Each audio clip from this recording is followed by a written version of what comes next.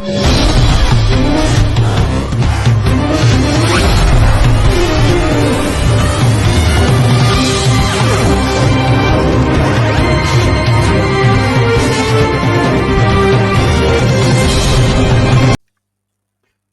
everybody, and welcome to Game Week 8 of the Fantasy EFL Show. As you can see, I'm not joined by my co-host, Mr. Ben Green, this evening. He's somewhat stuck at work, but the show must go on. But we are joined by Mr. Stuart Rendall of All Things Sky Blue, the #1 Coventry City channel. That's what I like to hear. that you can find on Spaces every Sunday from 9 p.m. Also on Facebook, Instagram, YouTube, and TikTok. Yeah. So after that introduction, Stuart, thank you very much for joining us. How are you, mate? I'm very well, thank you. Thank you very much for having me. I'm very excited to be on this show. Excellent show as always. So yeah, hopefully I can do it justice. I appreciate that, mate. Not at all. And I'm sure that you will. And we'll get into some more Coventry towards the end of the show for all you Coventry fans and all you Sky Blue viewers of All Things Sky Blue. But for now, let's talk about 7. Because that's what we're here to talk about, fantasy football. It was a double game week, so I imagine that a lot of people, myself definitely, trying to pick players that had their double games coming up. As you can see, we'll start with my team. So this is my game week 17. I went with Nichols in goal, Helik at the back, so you double there for your Huddersfield. I went with Ferdinand at the back, Asgard, Poku and Mal in midfield, and Louis Barry up front. As you can see, not much to write home about, but I did captain Poku. Poku picked me up 38 points. Yeah, 38 points in total. Had a really good week. Scored again last night as well. Kept a very close eye on that. But then my two teams, Stockport County let me down. West Brom managed to pick up 7 points, and I finished on game week 7 with 63 points. So not really the best return for a double game week, Stuart, no? No, not really. Obviously, I know we'll speak about mine in a minute. Obviously, I had Vassell, and they got me 11 points, over the 2 games. So, yeah, happy with that. But yeah, look with double game weeks, you always expect a little bit more than normal, don't you? Even if it's just 1 or 2 points, So it's a little bit frustrating, but look. We've got another double game week coming up in game week 8 as well. So looking forward to that one to try and recoup a few extra points in that. No, definitely. And I was, we had Kwame Poku, tongue twister there, as one of our players to watch at the beginning of the season. Okay. And he hasn't let people down, in 7 appearances, has 5 goals, made 7 key passes. He's looked really, really good. He averages 7.3 points per week. He got a total of 51 points so far this season. Yeah. And he's only 4.8% selected. So that might be the championship in me or the championship in most players that play fantasy football. I imagine that most are championship fans. But yeah, he's still someone that I think people should look at getting into their team because he does deliver. And with Peterborough being a bit of a free scoring team, they're one of them you score 3, we'll score 4 type of teams. It's one of them I think people should look at. Now, the team that I do have a bit of a Barney to pick with. Now, you Huddersfield fans, I'm going to come for you a little bit here because what's happening with Huddersfield? I mean, I expected Huddersfield to be a team that bounced straight back up. They kept the likes of Josh Koroma. Helik's a very, very good centre-half. He's not a League One defender. He's a championship defender by all accounts. And they're just not doing it. I mean, they got the 4-0 result of Bolton, and in the double game week, they've lost both on the spin. Only scored 1 goal, conceded 5. Both home games as well. What's your thoughts on Huddersfield? Because they're a team that, with the money that's been spent in League One, with your Wrexhams, your Birminghams, they really need to try and get out of it this year. Yeah, I look, obviously they went down, didn't they? And they were a team that I sort of picked up on. I'm not a massive fan of Wrexham, if I'm honest, so I'll try and stay clear of them. Sorry, Wrexham fans, if you're listening. But yeah, Huddersfield were one of the ones, and Helik definitely was one of my ones in, early on in the season. They were definitely, Helik was in there. I think if I look back at my week 1 and 2 teams, I think Helic was in there and the goalkeeper was in there as well. But they conceded a few, and then I started to sort of ease them out slightly, and just trying to watch them on the back burner. But like you said, they haven't really done much to warrant me trying to get them back in at all, really. You know, and obviously I look at sort of, I'm not massively up on my League Two division, if I'm honest. And I do look at sort of who's top and who's scoring a few more. And, you know, I looked at Barrow, and obviously Barrow are flying at the moment. They're up there. And one of their defenders, I don't know whether you've mentioned him already, but on one of your other shows, but Theo Vassell, you know, he's come into the fray for me, and I've brought him in, and he's worked wonders for me. You know, he scored 16 points for me in game week 7. So I'm kind of over the moon with that. I think he scored 1 goal and has kept a clean sheet in that as well. So yeah, really happy with him, and yeah, he's in my game for a spoiler alert. He's in my game week 8 side as well. I haven't taken him out. Well, that is going to bring me nice on to when we look at our players to watch for this upcoming week. I won't spoil it. You may have just spoiled it, but stay tuned because that will be coming up. And Vassell might be a player that we're looking at this week. But that brings us nicely in. You said that you had Theo Vassell in your team. Let's take a look at your game week 17 and run us through it. So, look, 60 points overall in game week 7. You go with a 2-2-2. Now, I've been guilty of going with the 3 midfielders because I'll try and be over tactical and think, you know, they can get the assists and the goals, but also get the interception points, the defensive points. Hasn't quite worked out for me. You've gone for a 2-2-2. Good return, though, with Wildig not playing, though. Talk us through your teams. You've done really well in your team returns as well. Yeah, look, Notts County are always going to be up there. So in that division especially, you know, they were one that I was targeting. They weren't necessarily in my sort of week 1, week 2, week 3 team, but I've slowly brought them in because, you know, obviously I know Jody Jones obviously from the Coventry days anyway, and I know how good he is, and obviously Dan Crowley has been around for a long time, and I remember him at Arsenal and Wenger bigging him up and stuff and things like that. So them two I was really, you know, hot on in getting. I kind of, you know, on hindsight's great, isn't it? You know, I was toying between sort of Jody Jones and Mackenzie, to be fair, in defence, because it's very rare that I'll have a defender as a captain, but you just never know, you know, with defenders really. But I go with that formation just because I do play FPL for the Premier League as well, and I'm always big up top. I always have as many as I can up front. So that's why I've gone with the 2-2-2, just because I think attackers sometimes have a slightly higher ceiling, and midfielders, you know, they just need to have. I know it's all about having on days and off days and things like that, but I just feel that having 2 strikers rather than the 1, you know, just makes my ceiling a little bit bigger, I think, anyway. But obviously, we'll come on to the game week 8 teams in a minute, and you know, there's one guy that you can't really take your eye off at the moment because every time I look at the score, it's always him that's scoring. Not to give too much away, but yeah, I'm reasonably happy with it. But obviously, with any fantasy team, you always want to try and get as many points as you can. So.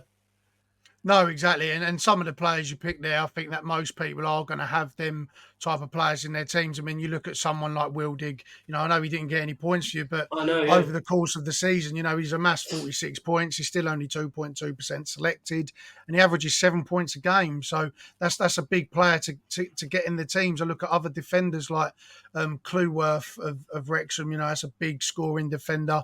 And some of the highest scorers in the Fantasy EFL this season have come from the likes of League Two. You know, your Molyneux and players like that. You know, Jack Payne leads, I think, all fantasy in key passes.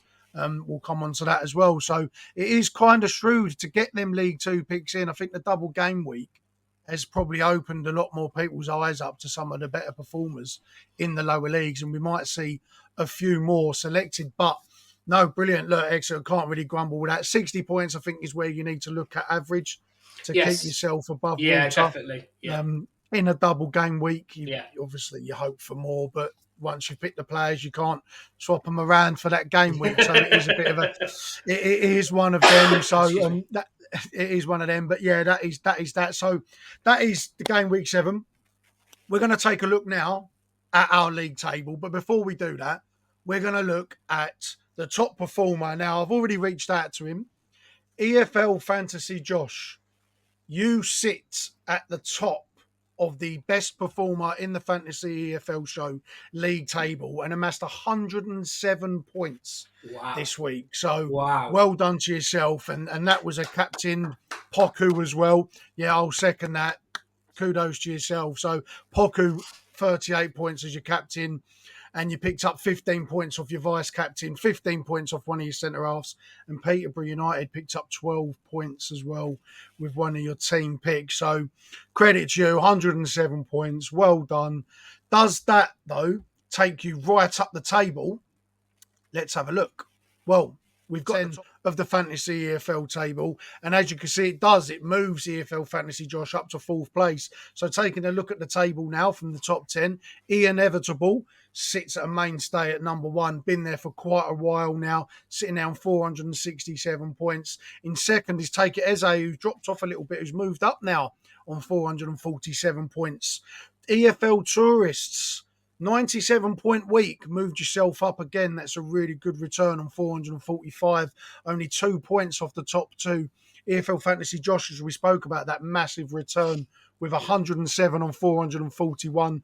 Waymaker FC drops out with the top 4 down into 5th. Jasper FC up to 6th. Just slew it down to 7th. And our very own Greensey Lions, co-host of the show, up to 8th. Good return on 85 points. Joint 7th with 426.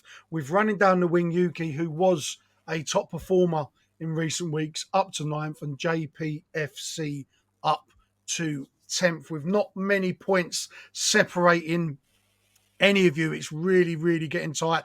I would show you where I am, Stuart, but that's only going to give you a sore neck from looking down and give myself a sore neck from looking up.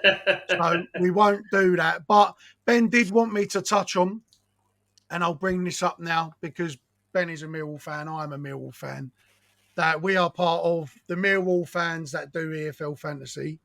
He did want me to point out, and as you can see right up on the screen, Greensey's Lion is up to 4th of all Millwall fans playing the Fantasy EFL. So credit to him. Yeah, Idemo Jeff sitting 3rd, got 112 points this game week.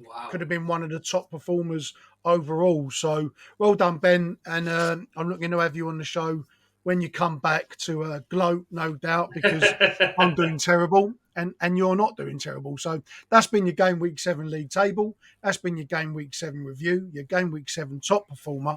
So let's talk about something that is relevant to this week. Let's have a look at Game Week 8. My team to start Game Week 8.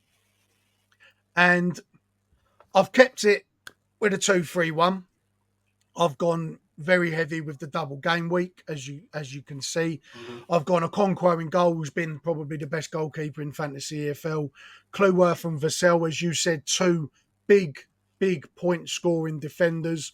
Molyneux, Hamer and Brownhill, again, up there in the top 5, top 10 of all scorer points in the EFL Fantasy. And Alfie May needs no introduction at the moment. You're playing against Huddersfield, who are not doing very well at the moment. Peterborough could be a bit of a slippy turn, but they are quite leaky. Brownhill against Oxford and Plymouth. Fancy Burnley there. You have to. Hamer the same. Portsmouth, Swansea could be a bit of a tricky trip for the Blades, but fully expect them to get that done. And then my 2 teams, Stuart, I've gone with Wrexham, both away days at Leyton Orient and I believe Stevenage, and 2 home fixtures for Birmingham City. So taking a look at that, mate, I've captained Hamer as well. He's been on a bit of a goal scoring run, and I've vice captained Alfie May. I mean, you look at Hamer's stats in 6 appearances, 4 goals from midfield, 1 assist. You would know all about Gus Hamer being a Sky Blues fan. What's your thoughts on that, mate? Yeah, to be fair, it looks a very good side. I'm still. Obviously, I know I've sent you my my team, but I am still up in the air with Vassell just because they've got Gillingham and they've got Doncaster, and they're both away as well, and I tend to try and stick with maybe the home sides a little bit more. But yeah, look, Vassell's doing great for me. The chances are I won't take him out just because he's just scored me 16 points or whatever it was. So I don't take people that score points for me. I very rarely take out because they're a constant performer. If they start dropping off, that's when I start looking to move them on a little bit. But yeah, Gus Hamer, I didn't mention him earlier, but I did kind of, because every time that you see Sheffield United score, it's Hamer, or he's got an assist, or Callum O'Hare's got an assist as well. It's just frustrating that he's not with Cov. I've kind of got to get over it. He's been gone 2 years now, so it is about time that I do get over it a little bit. But yeah, he's a great player. He's probably the best. If he's not the best, he's definitely in the top 5 for the best Championship players. He should be in the Premier League, if I'm honest. Absolutely. But yeah, Alfie May. I know he scored a couple, but I just think he blows hot and cold for me, really, in terms of fantasy points wise. Anyway, I would rather go with somebody like Jody Jones, if you like. I know they're in a lower division, but yeah, he's constant. He's constant in his scoring, and it's just like Saka, for instance, in the FPL Fantasy League. He's not always scoring doubles, but he just ticks over nicely, and that's what Jody Jones does as well, and that's kind of like what I like as well. But yeah, Josh Brownhill, again, good player. Clayworth, like I said, I try and stay away from Wrexham players because I'm not overly. But to be fair, it hasn't worked out for me very well, because at the start of the season, I said to myself, right, I'm going to have 2 Cov players in each week. So I'm going to choose 2 Cov players. And I started off with that. It must have lasted 2 weeks, and then I had to blow my own team out because we just didn't start the league very well, and we still haven't. Yeah. Obviously, I know we'll touch on us a little bit later anyway, but my plan sort of went to pot. But I like your team. I do like the 3 in midfield. The 3 you've got in midfield are quite good, but like I said, I prefer to have that second striker rather than that second that third midfielder, if you like. But good side. Happy with it, yeah. Yeah, I don't think I can go wrong, but I say that every week. And I end up still going wrong. So I did revert back to a 2-2-2. That didn't fare me too well. So I've gone back with what I know. You know what happens, that you lose a few games, and as a manager, as a pretend manager on Fantasy EFL, you put your suit on, you go in the shower room, or in the bathroom for your press conference, and you stare at yourself. And you think, what have I got to do? And you have to make drastic changes. And that's what I've done. I said this the other week, that's what I've had to do again. I'm probably, if it was real, if I had a manager or board of directors above me, I would have probably been sacked by now. But I'm my own board of directors, so I'm not. So here we are. But you touched on the 2-2-2. You kept it for game week 7. So let's take a look at your game. We stuck with the 2-2-2 again. Yeah. Some similar names in there. Like you said, Vassell, you kept him in there. Jody Jones has been a forefront for you. Yeah. Mainstay points, very steady points getter. You've captained him. Yeah. You've got Gus Hamer in as your vice captain. Very, very good move. And you've gone with Gillingham and Sheffield United. And you also kept Sim Kim in goal. So why Sim Kim? Because you don't like to talk about the Wrexham goalkeeper, I know, but there's other good goalkeepers out there. I look at the Sunderland keeper, and the keepers in the Championship doing very well. Why Sim Kim? You know what? I'm not actually sure why. I've just got a feeling about him. He has got me good points recently as well. They've got 2 good home fixtures where I think they can keep clean sheets. So why not? My look's got to change sometime, hasn't it? So why not this week? But to be fair, Mark, obviously I know I mentioned about Vassell maybe going out, possibly, but the Sunderland striker, Mendea, he's one that I'm toying about as well, and I weren't too sure whether to bring him in or not. But again, I think with the fixtures that they've got, obviously Coventry, we played Watford a few weeks ago, and we can score past them, and we're struggling to score past anybody at the moment. And they've got Derby as well. So I just feel that there's goals for Sunderland this year, and that's why I bought Sirkin in as well at the back, because I can He's been brilliant. Sirkin. Yeah. So I can see him keeping clean sheets as well. So that was the sort of my reasoning for that. I'm still up in the air about my captaincy. It might go on to Hamer, lastminute.com. But at the moment, it's staying on Jody. Like I said, will you swap the two then? Will you vice Jody Jones? Yes, yeah, it will either be one or the other. But one will be vice and one will be captain between them two. I won't change it to somebody else. No, and that's fair. And the team's good. And Gillingham are riding pretty high at the moment. They're playing very well. Sheffield United were a team that I thought could struggle this year. At the start they started to lose some players, and you thought, is the turnover going to be there? Is Chris Wilder really want to be there? Do they even really want Chris Wilder there? What the turnover there has been like with some off the field issues, but they've hit the ground running. They look a real solid team at the moment, don't they, Sheffield United? So I fully expect them to get probably 6 points out of their 2 games. Yeah, unfortunately, you're right. I think I was half expecting them to be not the team that they are, but I was expecting that about Burnley and Sunderland, and you credit to them. They're playing well. I said it last year though. When Ipswich went up, when they came up to the Championship, I said, they're going to be relegation sort of or close to relegation, and they just completely blew us out of the water. Everybody out of the water.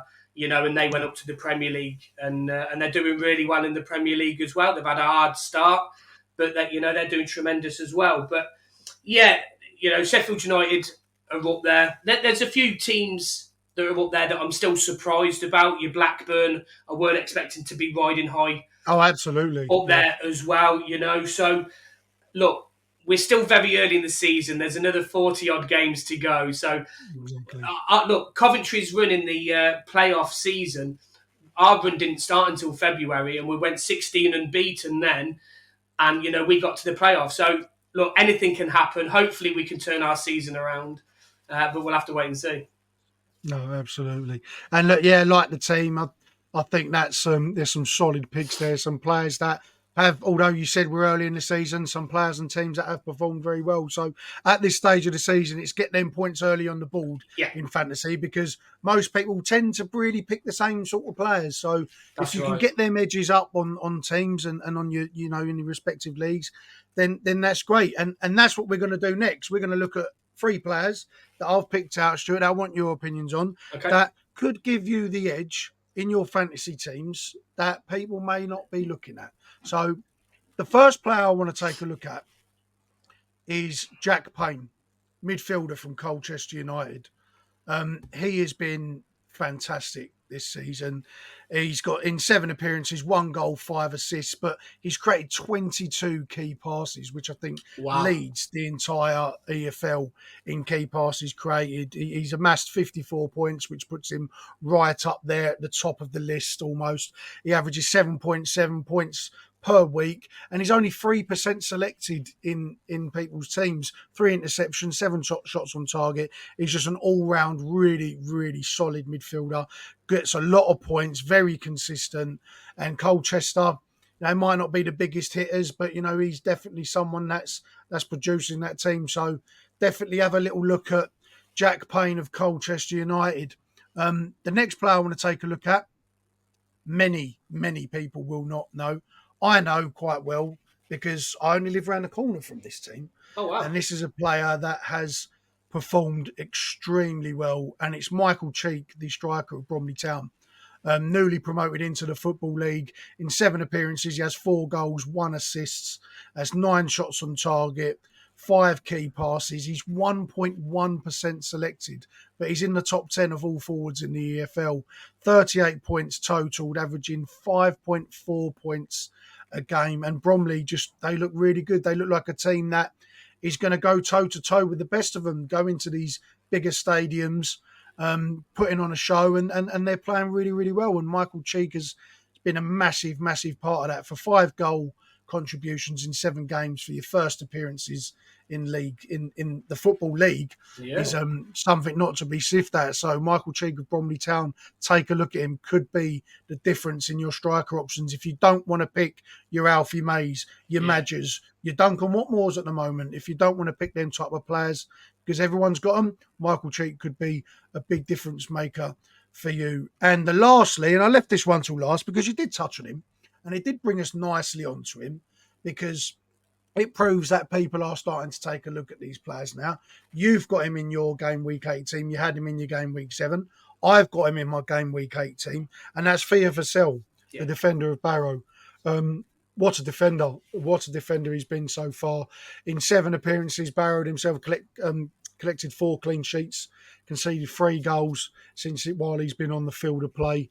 He's amassed 61 total points. It puts him right up there, I believe, top 3 of defenders in the entirety of the EFL. And he's just been such a fantastic player. Not many people are going to be taking a look at him. They're really not. But when you look at the returns that he's had, it's just someone that you have to take a look at. People are not really going to be looking down at these leagues, but take a look at him, because what he's 1.2% selected. He's got 23 clearance this season. He's an all-round real solid defender, and as you rightly said, Stuart, someone who picked up real good points for you last week. Game week 7, he picked up 16 points. Averaging, like I said, 8.7 points a game at the moment. So in your double game week, getting your 16 points, he's on track to produce that again. So 1.2% selected, get him in your team. That's Theo Vassell of Barrow. So just to recap, that's Jack Payne, the midfielder from Colchester, Michael Cheek, the forward from Bromley Town, and Theo Vassell, the defender at Barrow. Stuart, thoughts on him? I'm definitely sold on Jack Payne. I'm definitely going to be having a look at him. He sounds really good. One that I've definitely missed. But with Theo, to be fair, I think I've had him since, I want to say maybe game week 4, maybe pushing 3 if I look back at my team, possibly. I've had him in for a while because Barrow started the season off really, really well. And like I said a minute ago, I'm not I don't watch, League 2, that extensively. Probably watch League 1 a little bit more, and obviously Championships where my home is, if you like. But yeah, he's been on, Barrow's been on my radar for a while. And I wanted a good solid defender, and I think the game week before he'd scored some okay points. So I thought I'd come in, bring him in and give him a go, and he's been a mainstay, and hopefully he'll be a mainstay, especially if he's that low owned as well, because everyone's going for the big hitters. Then yeah, hopefully I've got a little bit of a jewel there. Yeah, no, tough game weeks for him though. He's got Gillingham away, Doncaster away. They are tough game weeks, but at the end of the day, you can't just look at the fixtures and think, oh no, they're not bad. Exactly, they're not good fixtures. He's been a good performer, and that's what we try and do here. Just try and give the viewers a little bit more of a idea into some of the better performers into your lower leagues, because they could well be the difference. And so that's been your game week 7, your game week 8, and your players to watch for this week. So we're going to move on now to something that Stuart's going to be an expert in. He's going to enlighten me on some things. And we're going to move on to our Q&A segment, which is going to be about all things Coventry City with Stuart Rendall of All Things Sky Blue. So, Stuart, thank you very much again for joining me on this Q&A segment. Thank you. This is a show all about Coventry right now. We've done our fantasy picks, and what we like to do with this segment, because we identify podcasts and shows that we wanted to bring along on this journey for our first ever season doing Fantasy EFL. We identified your show very early on as a show that we wanted to bring on. We wanted to be a part of this. We love the content that you do. Very engaged and very up on all things Coventry. So we're going to talk about that now. But first of all, before we jump into me interrogating you on Coventry, why don't you tell us about the show, tell us what it is you do and where everyone can find you on all your socials? Yeah, so obviously all main social networks, X or Twitter, whatever you want to call it nowadays, Facebook, YouTube, TikTok, If you watch us on YouTube, please go and like and subscribe. We're on podcasts as well, so you can rate us 5 stars. Amazon, Spotify, or wherever else that you get your podcasts from. We're a really friendly bunch. We've got an X Space on a Sunday night that we do, and we do match previews. We've got a few videos on there about mental health with a few people that are close to all things Sky Blue. A couple of them actually, are part of all things Sky Blue. So it's nice to hear their stories and just get out a little bit of mental health.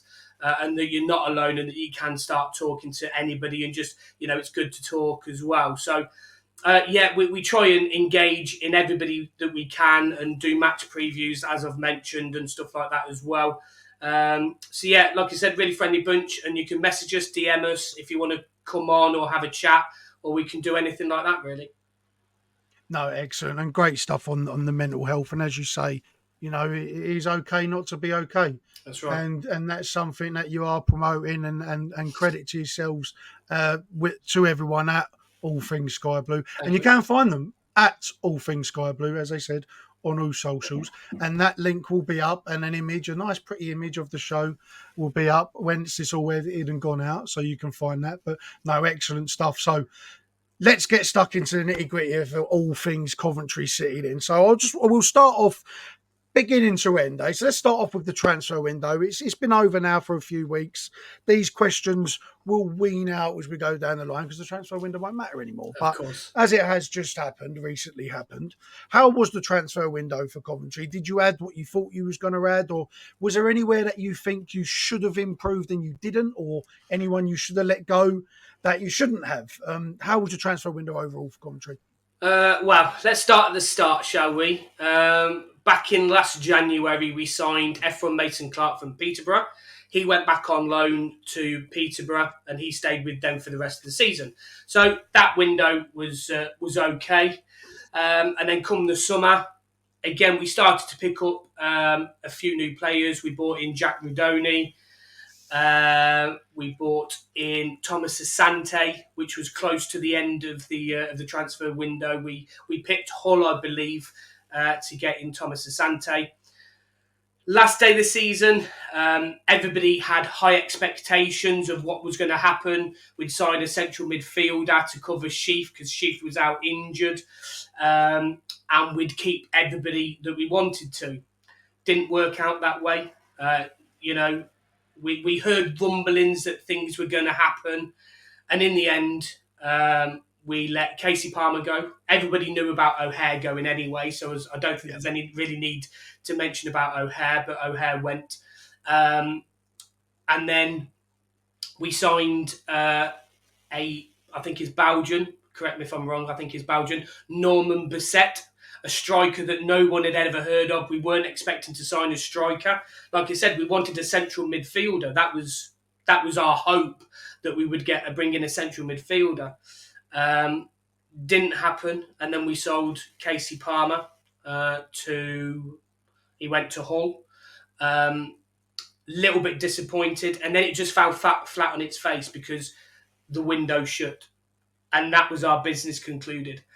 And from what was such a promising start to the transfer window, just ended in flatness, and it was a real shame. But as Coventry fans do, we always try and keep optimism as much as we possibly can, and they've done things for the right reasons. And we didn't start the season very well. We lost 1-0 away at Stoke. Poor game. Especially a couple of weeks earlier, we had 17,000 home fans at the CBS for a pre-season friendly against Everton, and we absolutely blew Everton away, a Premier League side. And the expectation, played very well the other night against Spurs, against Tottenham. Very well. And it's just so frustrating. I feel that for some reason this season we've become a cup side, and we only play well 1 in 4 games. To start off with, some of the games were changed because of TV, so we had a lot of 12:30 kickoffs rather than the 3 o'clock kickoffs.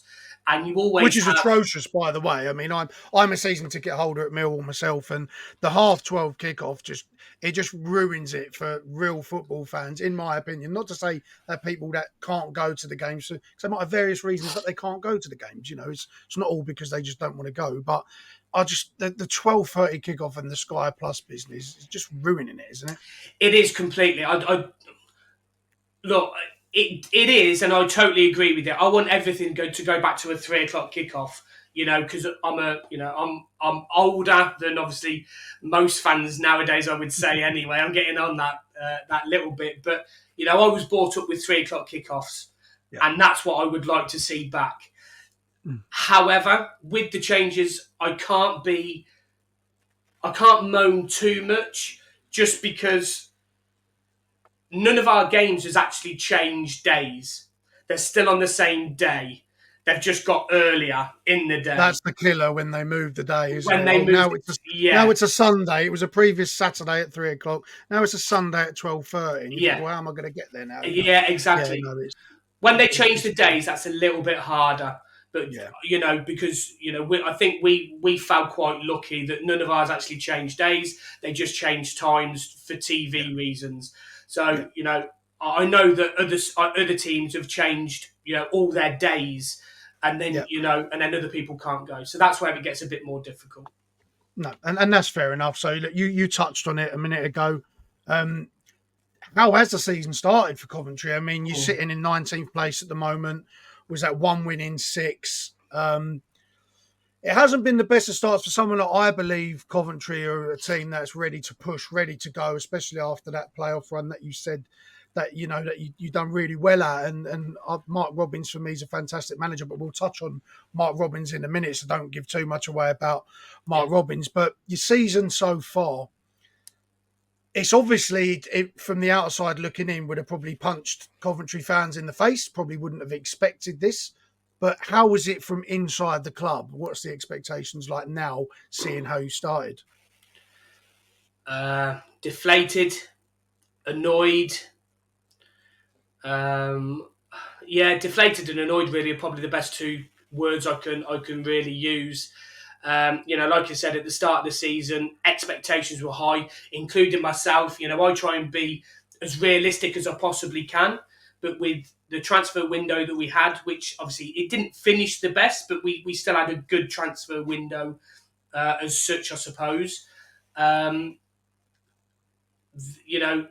everything coming out of the club, the new players coming in saying we want to push for promotion and things like that. I had us pipped, if I'm honest, for top 2. I thought we could really, really push for that top 2 position, especially because the way that Hadji Wright and Sims had finished the season last year. Yeah. And signing Jack Rodini. For me, he was really, really sought after by a hell of a lot of championship clubs. I think we were linked with him at one point. He's a really good centre midfielder, box to box, can do everything. I thought it was a fantastic signing by Coventry. Yeah, definitely. I was very excited about him. I know a few people weren't, but I was very excited about him. And especially seeing him in pre-season as well. I thought, we've got a real gem in our hands. But again, this is the 3rd season now that we've started slow. And this is the first season out of the 3 that we've kind of got no excuses for. Because 2 seasons ago, we had issues with ground sharing and the Commonwealth Games. The season before, we had venue and the issue that we had with the ground and things like that. We had to take... we went to Burton for our cup game a couple of seasons ago and things like... It's just been topsy-turvy, but we've had excuses. This year, we've had none, and it still started slow. And the performances haven't been there. It's been woeful. We've had who do you blame, Stuart? Who do you put? Do you blame the? I mean, without people, I mean, do you blame the transfer window? Do you blame the dysfunction with? Does Mark Robins know his best team currently with the turnover that you've had? I mean, we'll touch more on Mark Robins, but where do you put the blame for this? Because you said you start slow notoriously. I think Millwall are a club that starts slow, so that gives me a sense of optimism that we know we're going to start slow and we know we're going to pick it up. Do you feel that this season? You said that it feels different, that there's no excuses, but is there optimism that this will get turned around, because it normally does, because you do have a great manager who we'll touch on. But if not, where do you put the blame? At the minute, it's a collective thing. I think it's everything. I think that I think you're right. I think Robbins doesn't know his best side yet because of the amount of turnover they have. I think sometimes he's trying to fit, square pegs in round holes, and it's not quite working for him. Look, have injuries plagued? I mean, I know you said Sheaf has been out. He come on against Spurs, and I think Sheaf's. I remember when you signed Sheaf, and I looked through the Coventry Twitter feed, and I couldn't believe what I was seeing. The hate that he was getting for why are we signing this? He was universally hated by majority of COD fans that I had seen anyway, but now was turned into, he's irreplaceable, is he not? Oh, mate, right. So when we had him on loan, and I found out it was an obligation to buy, I will hold my hands up. I didn't want him to sign. I thought he was awful. I really, really I'm did. sorry, COD fans. I've put Stuart right on the spot for that one. But I didn't see one good comment. If I can remember the guy's name, I saw one good comment. If I could, for the life of me, if I could remember it, I'd bring it up and credit him for a good view. But I mean, I've never really seen such hate for one player who's turned out to be the complete opposite. Absolutely. Look, the second season he came, he completely changed my mind. And, I'll hold my hands up. He's one player. And I will never judge. That's kind of made me realise that I will never judge a player too quickly, because you never know. It does take time sometimes. Players mature at different speeds and get into grips with the culture of the club and the club as a whole at different paces as well. If they've come from, obviously Sheaf didn't, but if you look at the likes of Haji Wright or even Sakamoto, Sakamoto's first season was absolutely brilliant. I think he's still a little bit lightweight for the Championship. I think in his second season now, he's been a little bit found out on how he plays and twists and turns and stuff. So he's got to adapt to that a little bit, I think, Sakamoto. But I think Sheaf coming in and, with that obligation to buy, because Wenger absolutely bigged Sheaf up, when he was at Arsenal as a youngster, and nobody could really see why we'd signed him. But like you said, is probably one of the best central midfielders when fit. That's the issue that we've got, because he's kind of making out. I don't want to say that he's made of glass, but he doesn't play a lot of the games because he gets up little knocks and they turn into bigger knocks, and then he's not out for one game, he's out for 5 games, and it just, especially because the transfer window that we were expecting was getting that cover for Sheaf if he is injured, and it didn't happen. Would you say that's your biggest regret then? Not getting without shadow of doubt. Yeah, 100%. Even for some reason, Doug King is adverse to getting loans. He doesn't want loans. If you look at the loan, I saw a loan chart the other day, and everybody had 3, 4. I believe I saw the same thing. It might have been you guys that posted it actually about the loan thing. I can't. It might have been Josh that posted it, but we had 0. We've got no loans. We had 1 last season, which was Binks, and we ended up signing him this season as well. So he's no longer a loan signing. We've got 0 loans. Now, the way that I look at it is, I don't like loans, and I understand the reason for not having loans. But I think the loans are there for a reason. If you look at the year that the Nottingham Forest went up, they had the maximum of 6 loans, and they were bottom and went straight to the Premier League in that season. So it can work. I know it's hard when you've got to replace them because they've gone. But if that gets you to a level, then surely that's going to benefit you. Absolutely. And absolutely. And I don't quite get his reasoning to being so negative about loans and not having them. I'm not asking for 6 loans. I'm asking for 1 or 2 to bolster the team that could be potentially top 2.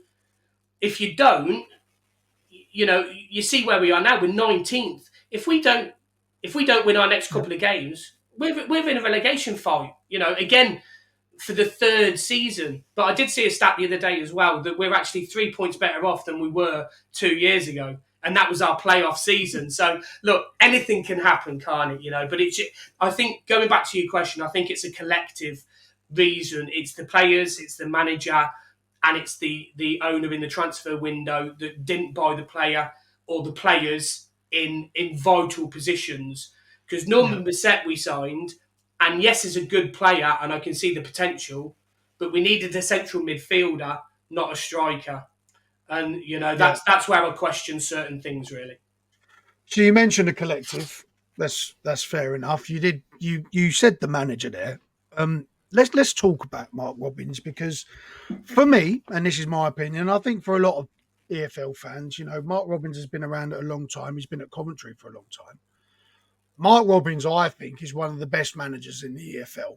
I think he will manage any team if he was available. Most clubs would like Mark Robins. I think he's a very, very good manager, very good tactically. He gets stuff out of teams that other managers just can't. I think he's that good. Is it starting to go wrong for Mark Robins now? Because I have seen a few Cov fans saying, Mark Robins, maybe we should get him out. And then I've seen the opposite of people quoting them type of tweets, saying anyone calling for Mark Robins' head is absolutely deluded. You've painted him as, being as a collective, which he is. He's the manager of the football club. So he's not a head coach. He's the manager.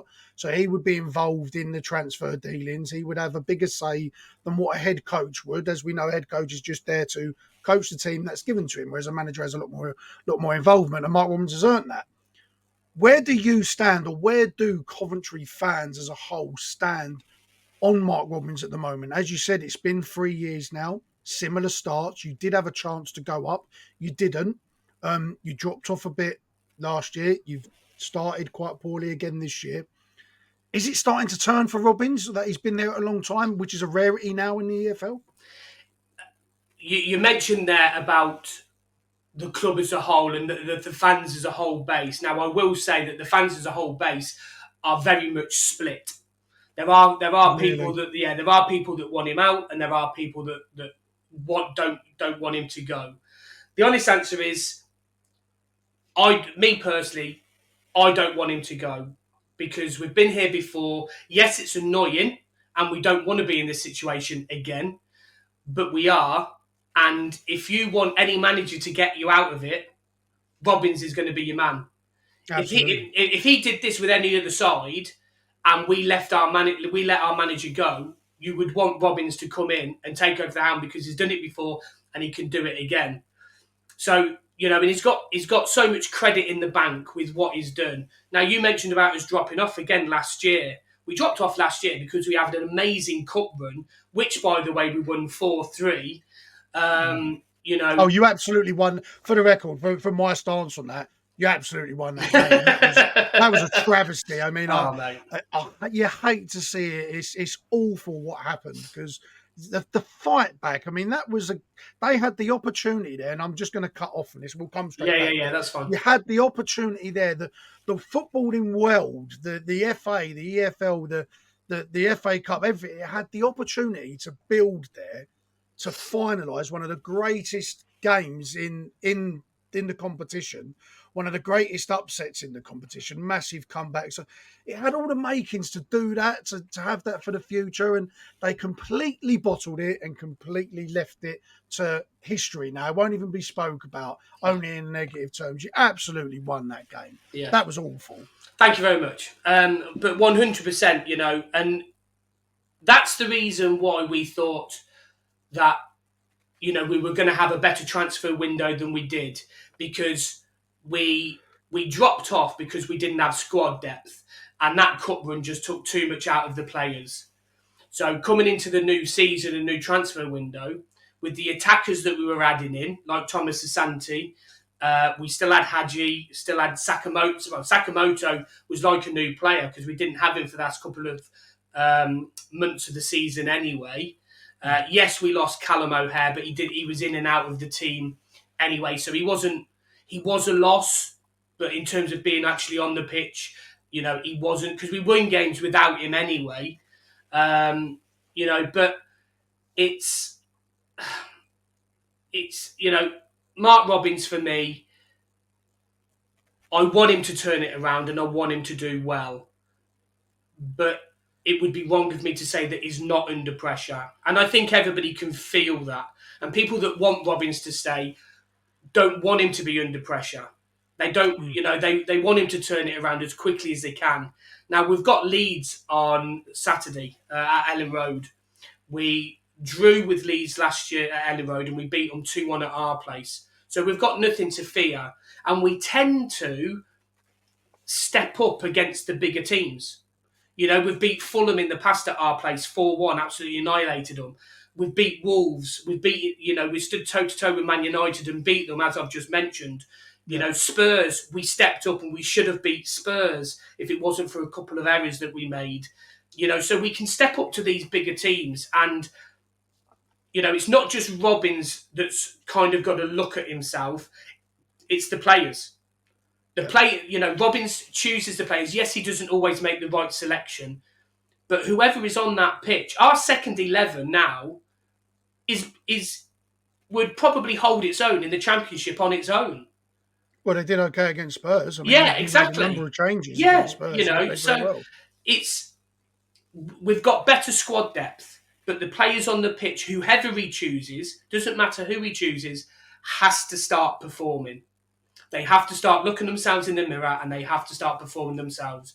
Yes, it's on the Mark to get his message across, but it's down to them 11 players that are on that pitch to start turning it around for him like we know that they can. So, Leeds United, away, Blackburn at home in the double game week. What are you hoping for there? Will 3 points, will that be enough to see some upturn in fortunes, or are you looking for, you need to get a minimum of 4, because Ellen Road's going to be a tough place to go. Let's make no mistake. They're playing very well this season, so I think that Cov fans, or most fans in the EFL this season, would be happy going to Ellen Road to get a point. But Blackburn at home, surely that's where you've got to be looking for 3 points, even though they've started well. Yeah, well, we've got Leeds, and then we've got Blackburn at home, and then Sheffield Wednesday. I think we've got them at home the week after as well. I think we've got 2 home games after that. So out of them 3, I think Leeds really is. Somebody mentioned on our Twitter space on Sunday that they reckon that Leeds is a free hit. And I suppose you could look at it that way if you like, because even the bigger sides aren't expected to get anything at Ellen Road. It's not the fortress it once was. No. But, to go there and get something would be brilliant. But you've got to be looking at Blackburn and Sheffield Wednesday. You've got to be targeting 6 points. And then that takes you into another international break. If we get 6 points, then Robins has got his job probably until Christmas, and then see what happens at Christmas. If he loses against Leeds and Blackburn and Sheffield Wednesday, or we only get 1 point, I don't know, is the answer. Will they sack him? Will the board sack him? Are they that type of board? Has there been any inkling coming out of the club that they are upset with Robins? Has there been rumblings? No, there hasn't been any rumblings whatsoever. But obviously Doug King's the owner, and Doug King, I think the saving grace for Robins as well a little bit is Doug King isn't a football man. So he's come from outside. If it was, you imagine if it was Mike Ashley or somebody like that who knows football, he might not have been here now, to be fair. Really? But because the last season, I think Mark Robins actually came out and said last season that when we had a bad spell, he was expecting himself to go. The board stuck with him and he carried on. But again, that's why I think, because Doug King doesn't know football that much, But I just think that now he's been in there pretty much 2 years now, nearly, or it will be 2 years, I think, this year. He knows a little bit more. And, he's come out and said in 5 years, he wants us to be in the playoffs 3 seasons out of 5. Now, if we don't make it this year, we've got to get in the playoffs for the next 2 seasons. And that's hard for anybody to do. Absolutely. And that's hard to put pressure on people as well. But like I said, it's not just about Robins, it's about the players stepping up for Robins. Yeah. Because I still think that the players are playing for him. They've just got to up their levels because we know they can do it. They know they can do it because we've seen them do it before. Yeah. But they've got to start doing it on a consistent basis now. No, and I put Mark Robins in that, probably not as high as a Warnock type bracket, but a Tony Mowbray type bracket. Them seasoned managers, them managers that will always get you out of trouble. That are very, very knowledgeable in the game, been around a long time. He's definitely that type of caliber manager for me, Mark Robins. So to see him, if he was to ever lose his job, watch out because there'll be plenty of other clubs that will pull the trigger on their own manager they'll be queuing up for services. Him. Yeah, they'll be queuing up for him, definitely. And that's that's kind of like my argument is, it's not always greener. Well, that's right. If you get rid of Robins, who are you actually going to bring in? Yeah. Who are you going to bring in to change what's happening? Because we lost AD Vivash, is number 2, for whatever reason behind the scenes and stuff like that. They've brought in about 4 new coaches, so there's things happening behind that I suppose people might use an excuse. I don't want to use it as an excuse because we brought George Boateng in, who was a Ghana coach and head coach and whatever else with Ghana and other clubs as well. Reece Carr that came in with a high caliber from Wolves. So these coaches know what they're doing. And I don't want to, like I said, I don't want to use it as an excuse. Yeah. But I think some people will. Everything just takes time. And when you're changing a lot in the background as well, I think it can have sometimes a detrimental effect, if you like. But I'm hoping, like I said, they can turn it all around together as a collective, because again, the fans, the manager, the owner, the coaches, we're all a collective. We're all in it together and we need to back each other. Yeah, absolutely. And last couple from me then. We'll start to get a little bit lighter now, but on the spot, where are Coventry going to finish this season? You know what? I'm gonna say 8th. I'm gonna say 8th. Look, like I said at the start of the season, I know I'm gonna go on off a tangent here in a minute, but I know at the start of the season I said top 2, but because of the performances, I've slightly petered my expectations. But I don't think we'll make the playoffs now, which is such a shame. Hopefully they can prove me wrong. But I'm going to say 8th. There you go, Cov fans, 8th. And lastly, we'll finish on a nice lighter note. But if this is a fantasy football show, obviously, this is a Q&A about Coventry. So tell me one Coventry player that people may not be looking at, that is a bit of an unsung hero that only Cov fans would probably know much about, that if you wanted to get the upper hand, you could put in your fantasy team. Oh, wow. Oh, God. I'll make it easy. It doesn't have to be someone a bit unsung. Could go for a bit of a name, but who's one Coventry player people should take a look at if they're not looking at already? If you're not looking at a Coventry player, but you want one, I would probably have to go for Milan Van Eyck. The right back that we've got, he can play. Sometimes he plays right midfield.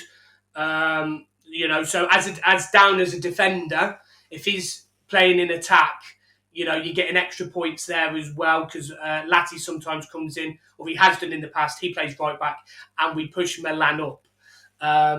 So you're getting extra points for a defender if he scores and things like that as well. And he's scored one this season. It's actually funny, right? Going back to fantasy because I had Milan in at the start of the season and I took him out the week that he scored.